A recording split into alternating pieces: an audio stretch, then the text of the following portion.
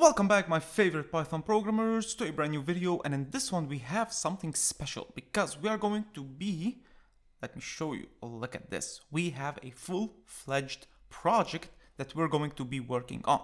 So I'm going to give you access to this project in the description so that you can go through it on your own, but I'm going to read it with you, do it with you, and show you the steps of how I think, how I approach stuff, and help you further on down the line with your own projects. So let's go ahead and get started. But before we do, a quick word from our sponsor, which is me. If you're serious about leveling up your Python skills, let me tell you about what I do outside of YouTube. I've been teaching Python for over 5 years now, and I run a Python teaching institute where we help students go from complete beginners to absolute masters with a curriculum that focuses on practical application and building real-world skills. All the lessons are one-on-one and they are personalized just for you. This tailored approach ensures that you'll start seeing improvement within just 2 weeks, and by the 10th week you'll be on your way to mastery. And it's not just Python either. We dive into SQL, machine learning, and you'll graduate with over 5 portfolio projects to help you stand out to your employers. Oh, and for young learners, we also have a super fun Scratch program that starts with Scratch coding and gradually introduces Python through game development projects. So if you feel that this is something that you want to reach your goals faster, or you have someone that you love that you want to give them this opportunity to, or some younger kid, maybe yours, maybe someone else's, that you want them to learn Python and coding properly from a young age, make sure to reach out to me via WhatsApp on the number that I'll leave right here or in the description, or you can do the same by sending me an email to the email that I will leave somewhere around here or also in the description. Thank you so much, and let's get started with today's lesson.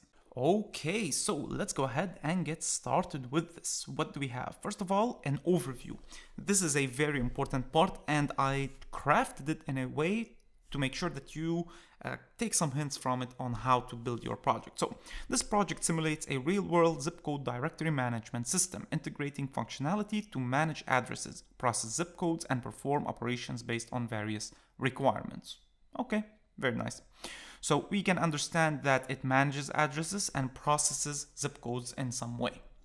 Now, I've taken some liberties. Some things are not super realistic, but it's just for understanding what, or to learn new things in Python and perform operation based on various requirements. All right, the system is designed to efficiently handle multiple addresses for each zip code. So each zip code has multiple addresses, making it ideal for tasks like managing neighborhood directories or tracking delivery zones. There's a keyword here. I'm not gonna say it until we start writing the code.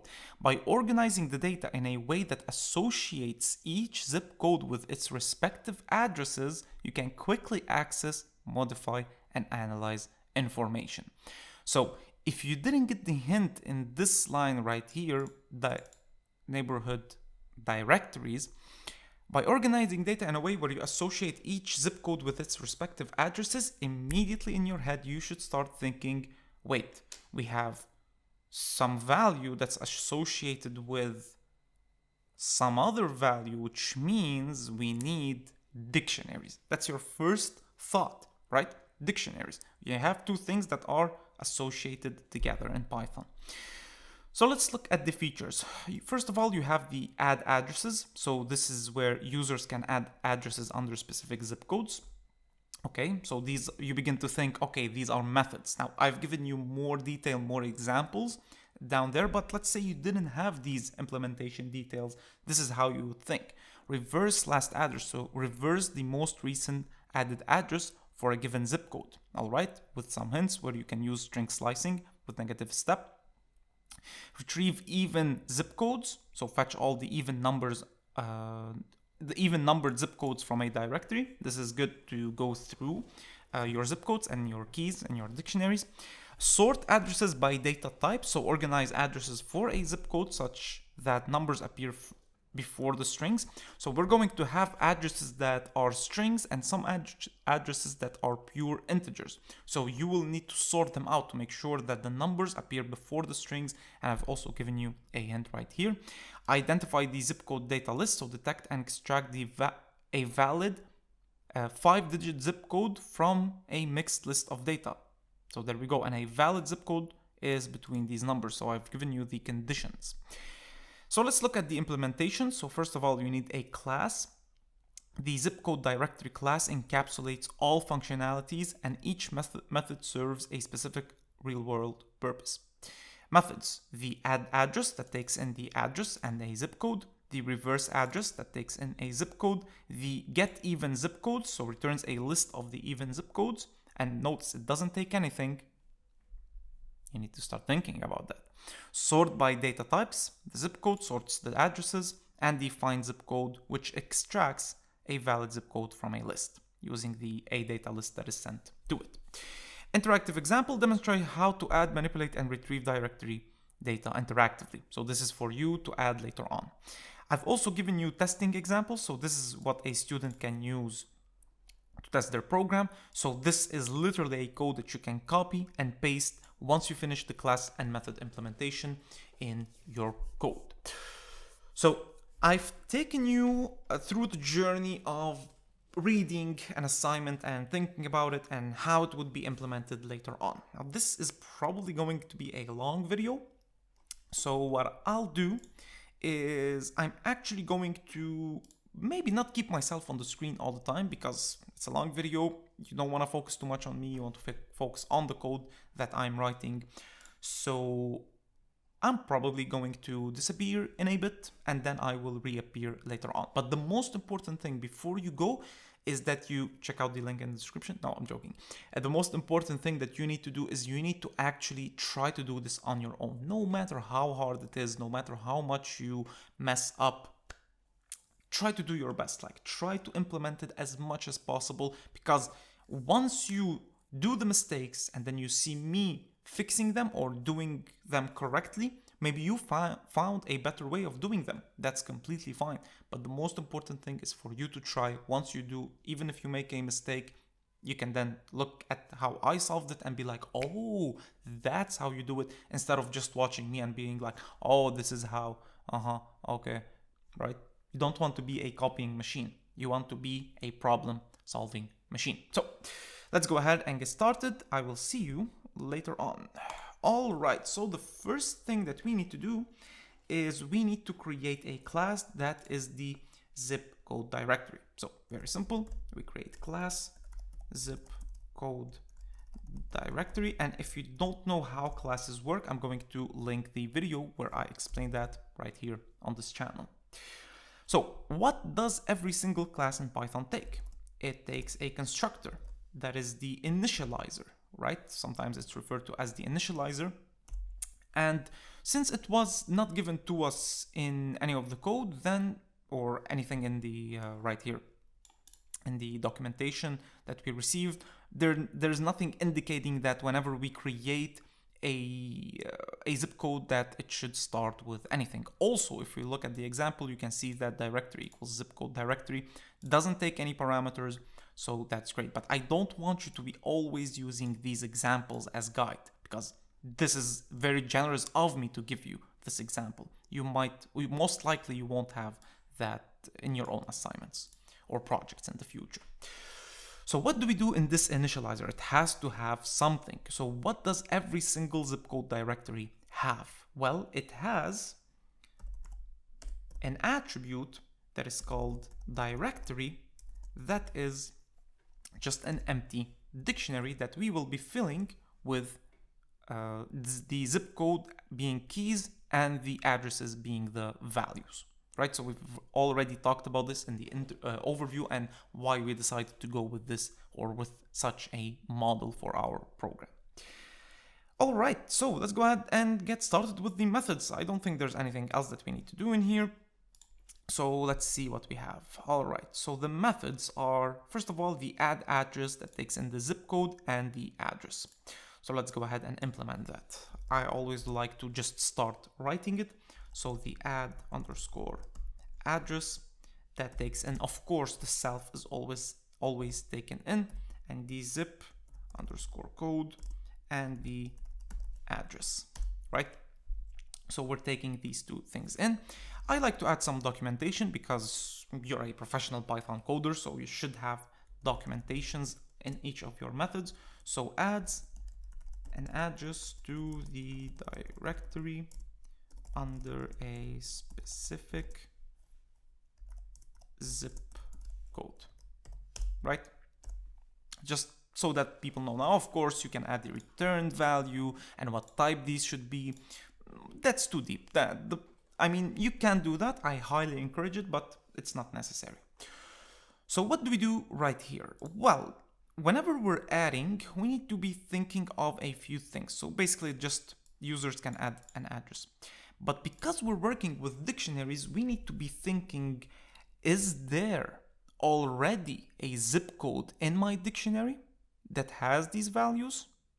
Right? We need to be thinking of that. If there is, then remember, in a dictionary, you can't have duplicated keys. So if, for example, let's say we have a zip code example 123, and we add an address right here, we say zip code 123 address something, right? We shouldn't be creating a new zip code, we should be appending it. Okay? So I'm going to do just that. I'm going to say if my self or if my zip code is in the self.directory, right?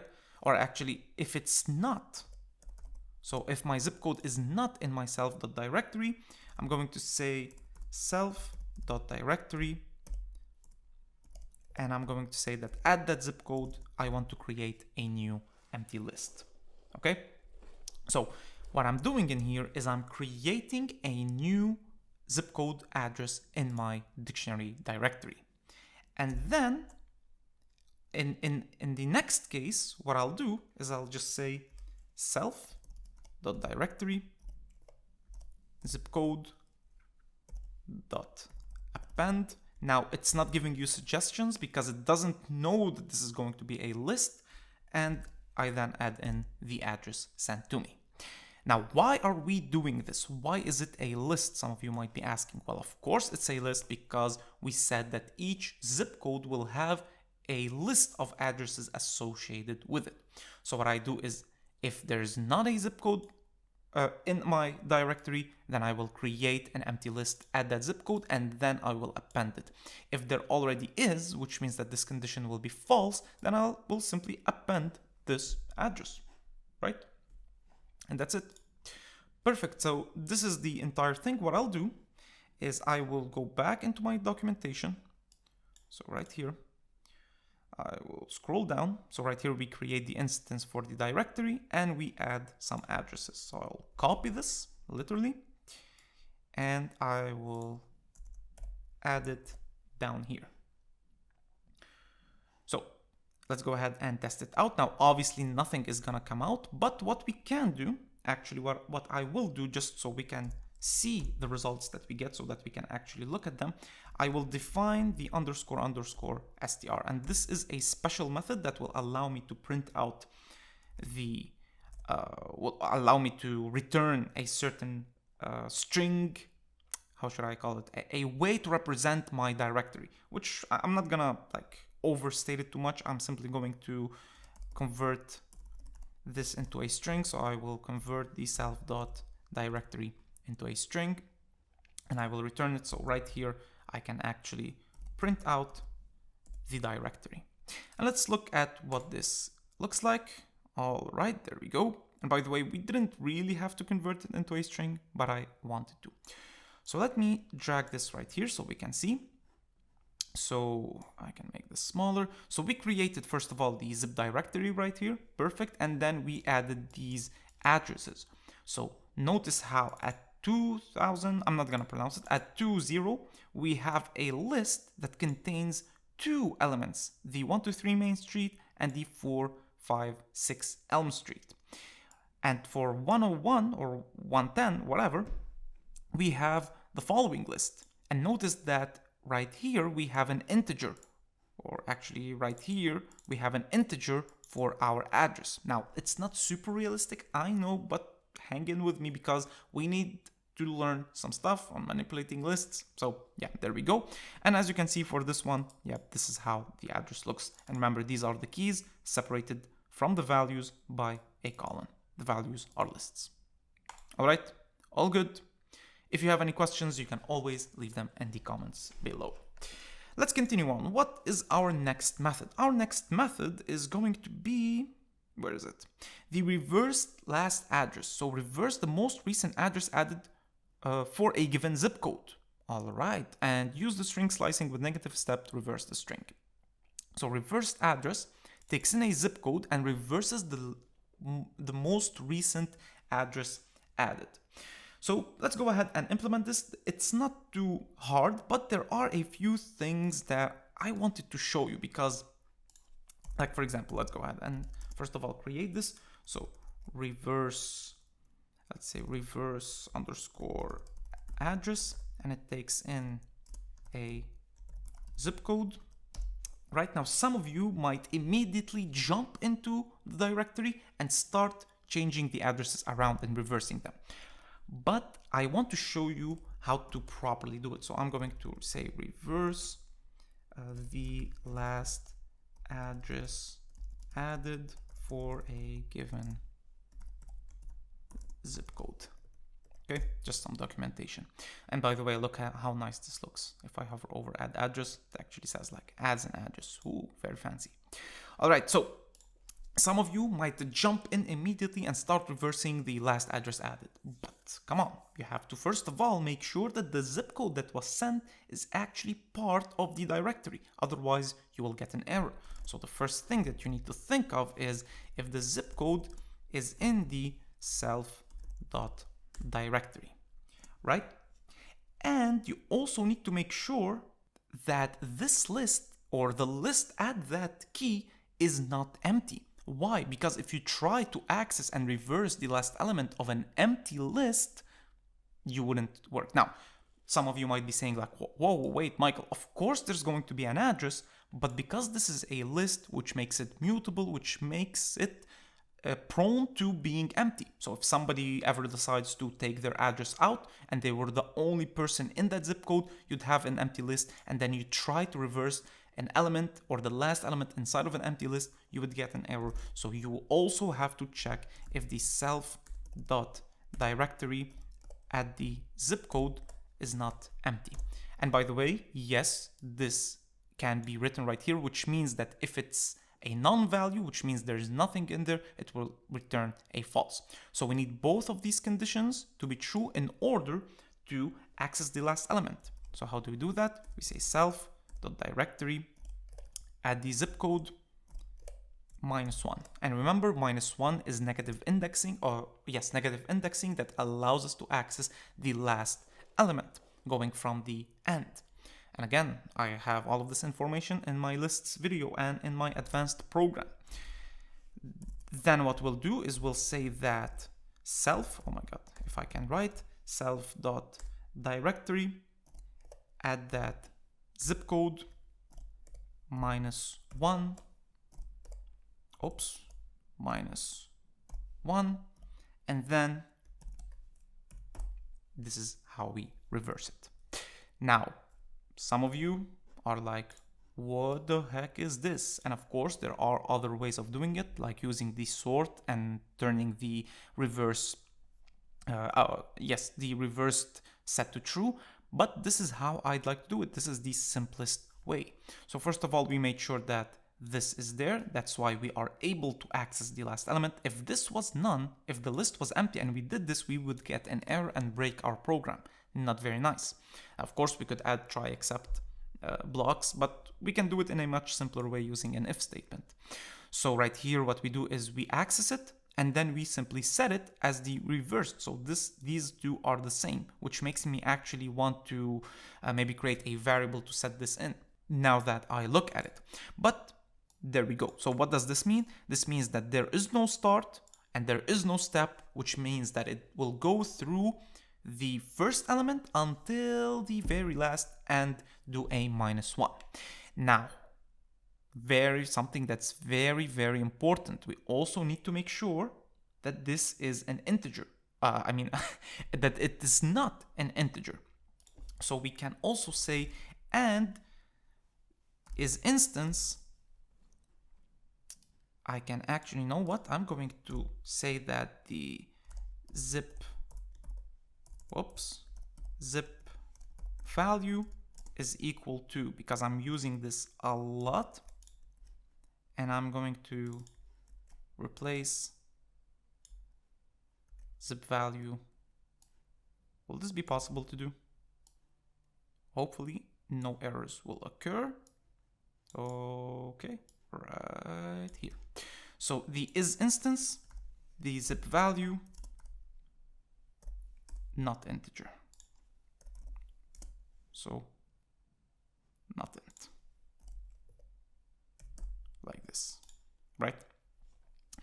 Okay, so let's go ahead and test this baby out. I hope everything makes sense. So here we made sure that it's not an integer. So if I go back, let me reverse directory. And as you can see, it's already printing out the directory. Anything else? Nope. So let's go ahead and actually let me do this right here. And I will add like a few dashes in between to separate each step. So right click and run, and there we go. Let's see what we got. So we have reversed the last element right here, boom, as you can see. And because we checked that it's an integer, we did not reverse the last item added in our zip code 10. Now, again, as I told you, this does not make sense. You don't want to have your address looking like this. It's horrible, but for the purposes of our challenges, our assignments, and our learning, this is valid. All right. Now, I just want to check something. I like to do this sometimes. What would happen if we did not check for this? Would we get an error? And as you can see, we do not get an error. So this is actually redundant. There we go. And I was worried about nothing. So as you can see, boom, boom, there we go. Everything looks good without the extra. You know what? I'll keep it for later on. Right? There we go. Okay, what else do we have in here? Let's scroll up. Let's see. The next one is get the even zip codes. I'm actually going to copy this because I'm feeling lazy. We are already 20 plus minutes. Oh my god. All right, so define this. I'll just send this, of course, with the self. Otherwise, it will get angry. My classes will get angry. And what should we be doing in here? First, I'll say that this returns a list of even zip codes in the directory. Oh my god, in the directory. And you know what? I feel, because this video is getting very, very long, what I will do is I'll give this for you. So I've created the first stepping stones. I've showed you how to go through this, and I have made the decision right now on the spot that I will probably make this into 2 parts because it's getting too long. We have a lot of code ahead of us. We still have like the hardest one will probably be the sort by data type, right? Because we'll have to access and modify these lists and then finding the zip. And this one is also substantially hard. And yeah, I think I'm gonna cut the video right here. I'll make a second part for later on, but I highly encourage that if you were stuck at some point and you needed some guidance for just like getting started and setting things up and how to like initialize things, right? Getting through these, I highly recommend that you do this before the release of part 2, which should be in like 2 days. Shouldn't be too long. I'm going to reference it. If I already did the video, you should find it either in the description or linked somewhere around as the part 2.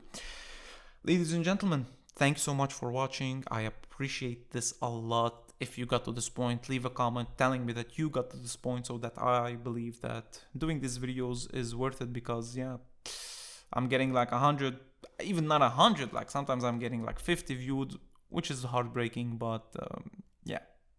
what can you do? Thank you for watching. If you're interested in delving deeper into Python and becoming a Python developer, I highly recommend that you check out my advanced program. Or if you have somebody that you want to make smarter, or make their kid smarter, or your own kids smarter by starting programming, then you should contact me as well. All right. Thanks so much for watching. I'll see you in the next one. Bye bye.